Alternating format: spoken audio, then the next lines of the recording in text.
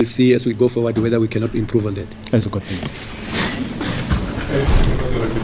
I would like to reiterate my previous request insofar as accused number 3 is concerned, that he be kept at New Lock instead of a maximum. That's my request here. Yeah, but I've ruled on that. I have said that your request is based on a complaint. The complaint implicates correctional services. And I have said Advocate Baloyi should engage correctional services in writing to make them aware of the allegations being made, so that we will take account of what we have after that, and then I will make a decision after listening to both sides. I haven't listened to correctional services so far, and I told you I'm reluctant to make an order, not having listened to both sides. Yeah, but my concern is not about the complaint on the 12th. There was the request previously. There were complaints before. And then it was, as I said, it was the agreement between the defense of accused number 3, the state and the police, to say they've agreed that they will take my accused number 3 to New Lock instead of maximum. Advocate that Baloyi, is not that it was occasioned by the incident of the 12th. Advocate Baloyi, there's the recurrence of the word agreement from this morning. What did you agree with? Yes. Advocate Teffo? Malot, we pointed out several times that the issues of where a person is being detained, the sole discretion of correctional services, there is no such, and I don't mean to disrespect my learned friend, but we cannot bind, sitting here, dictate to correctional services where a person should be detained. We can only make a request, my lord, and I indicated that we've made that request, and they then send us a letter indicating that it's not possible. But, my lord, we will make another effort and see perhaps if the situation cannot change. But there are allegations of torture, yes, and assault. Much as we cannot willy-nilly order correctional services, we cannot afford to ignore that there are allegations of torture and assault. Being South Africans, you and me know that there are instances where such claims were ignored with very heavy ramifications, where lives are even lost. So I'm saying, whilst I take your point, I have to be assured that something will be done to see to it that this complaint is not ignored, and that the accused, especially accused number 3, doesn't return here on Monday saying that he was further tortured, because then we start to become part of that system that is heavily undermining the rights of accused number 3 and any of the other accused for that matter. Yes. So I take very seriously. Yes. I can assure you, Advocate Baloyi, that there have been instances where people were assaulted in prison. Yes. And I can equally assure you that there have been instances where false claims were made of assault in prison. But we cannot afford to assume that this one is false. Yes. We should do something concrete that assure the safety of the rights of the accused, and that ensures that they are not assaulted and specifically tortured. It's one thing to undergo a trial. It's torturesome psychologically, but to have to contend with that and physical torture at the same time is something that should be unacceptable to all of us. Indeed, my lord. In a civilized state that can never be, constitutional state that can never be allowed. I've been informed by my colleague that he was informed by correctional services that accused number 3 was indeed medically examined after the first complaint.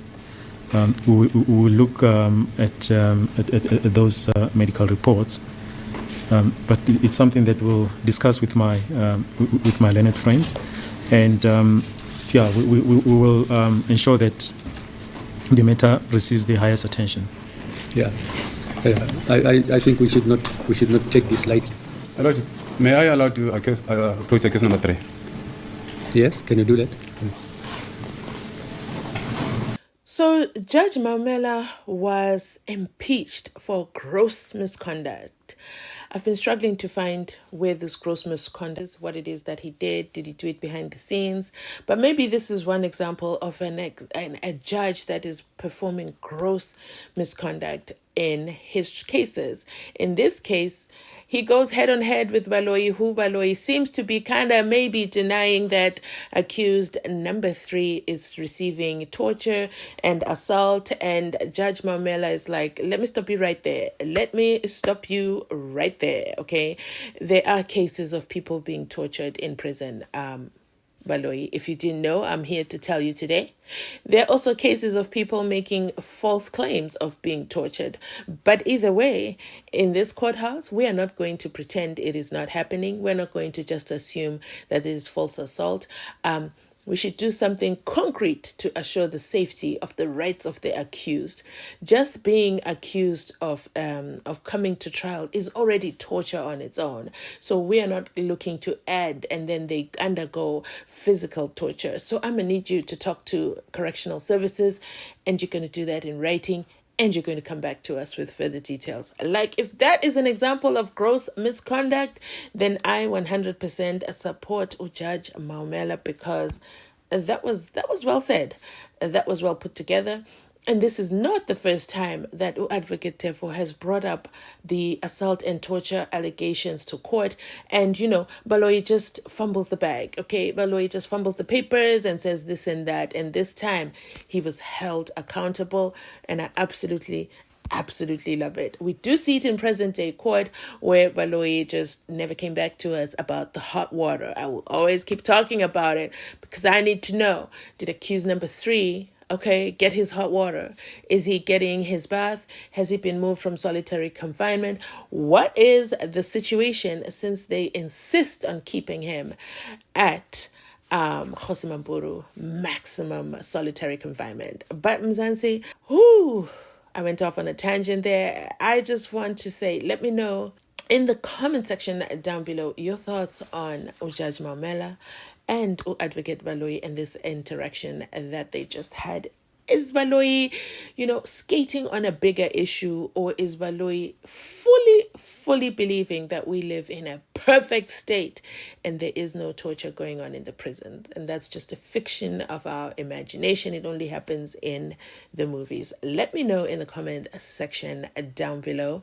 But, at the same time, Baloyi is bound by his job. He is a state employee. He cannot admit to torture and assault.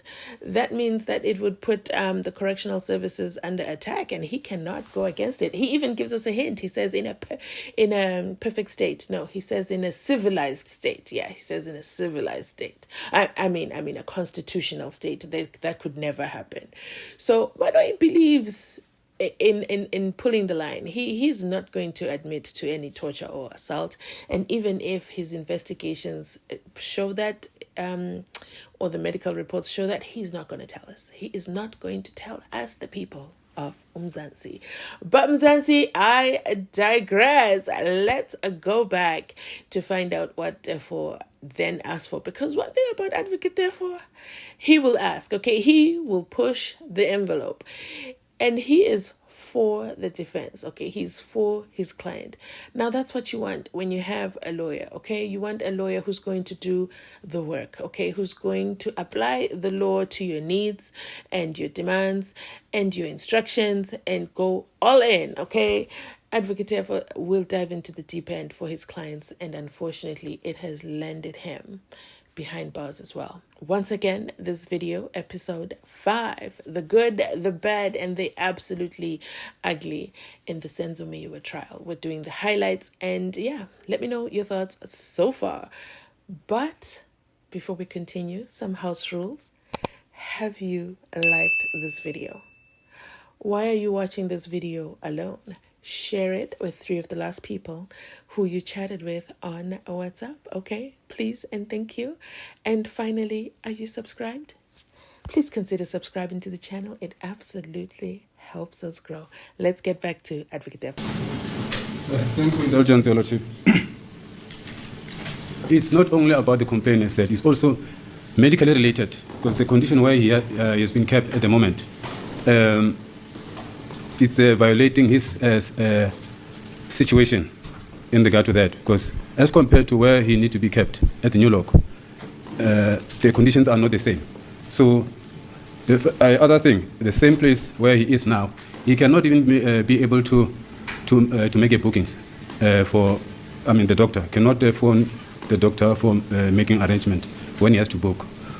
The last time that he has been able to communicate with the outside world, including the doctor, it was February this year.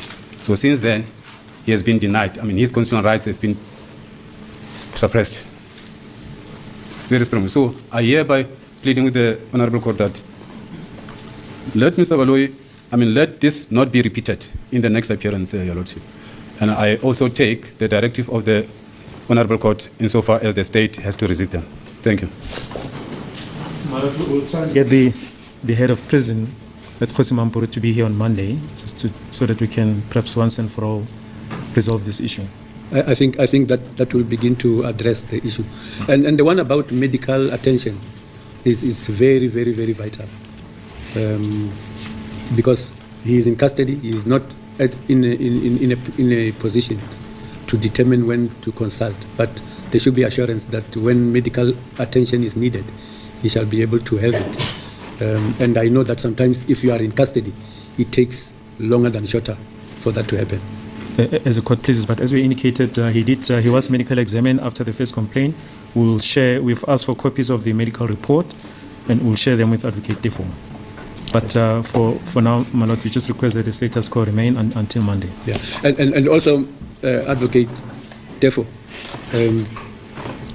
it will be very difficult for you to stand there and say accused number so and so prefers to be incarcerated at this and that prison.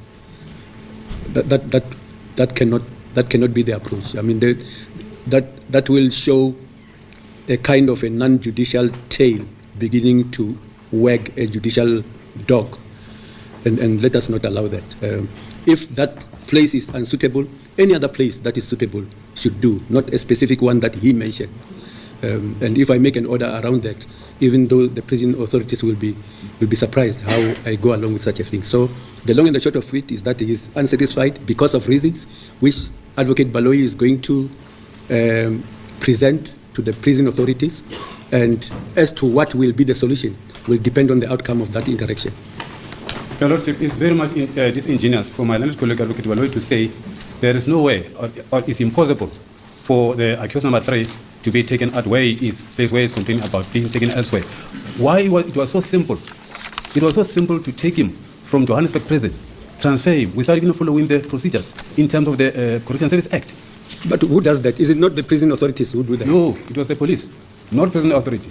The police go to the prison authorities and say, we want this. It's what has happened, yes.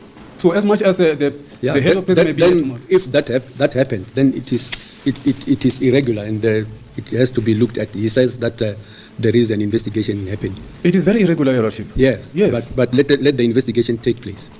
Thank you. Okay, so Baloyi gets his firm instructions. Okay, I'm not sure if that's a ruling, but he gets his firm instructions from Judge Maumela that, listen, look into this in writing. And then finally, Baloyi caves and he says, okay, I commit that on Monday, I will come back with, the person in charge of Kgosimampuru, and we can address all these questions to him.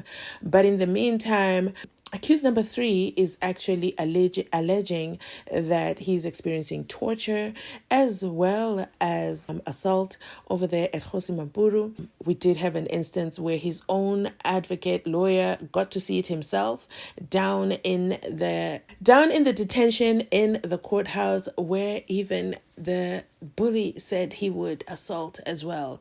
Advocate Teffo. Okay, that is being investigated. But what I wanted to bring out, what is the importance of accused number 3? Or should I say not importance? Relevance. What is accused number 3's association with the Senzo Meyiwa trial, or should I say alleged association with the Senzo Meyiwa trial, as he has not yet been found guilty.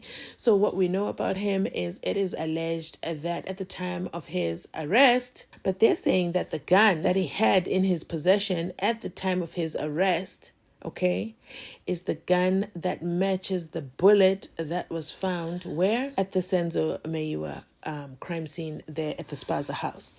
Let me say that one more time. So remember at the crime scene, they found a bullet on the kitchen floor, and then they found another bullet, or the cartridge of a bullet, behind the glasses in Umakumalo's kitchen. Okay, so they're alleging that those bullets are from accused number 3's gun. Okay, I hope that makes sense. That is why he is the one who is said to have pulled the trigger that killed Usenzo Meyiwa. So if you look at them in court right now, Ubongani Ntanzi and accused number 3 are standing side by side, and you can see, according to Uzandi's version, okay, accused number 3 walked in with the gun and Ubongani Ntanzi was behind. Accused number 3 had the locks as well as the hat that was also found at the crime scene, even though the DNA cannot put anybody over there. Let me know in the comment section down below your thoughts on that. But yeah, I love what Judge Maumela did here. Listened to the cries of Advocate Teffo, as well as made a ruling that we cannot ignore this, Baloyi. Okay, do you understand me? We can't ignore this. This is South Africa, okay? We don't want a case where people die from assault, so we're not going to ignore it and then worse happens. We're going to take action whether it's true or not. Got it? Capish?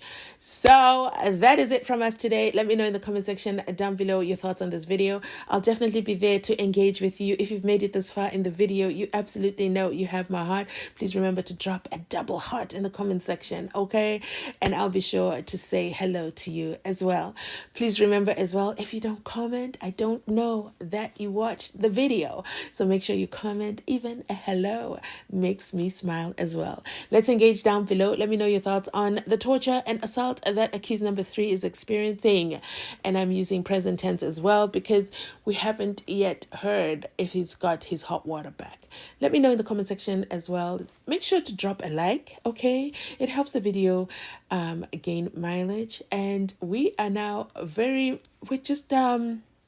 so we are just about at 35,000 subscribers, and if we can only get there, if you're watching from outside the club, please consider subscribing so that we can grow as a family. Thank you so much for watching. I'll definitely catch you on my next upload. Okay, thank you so much.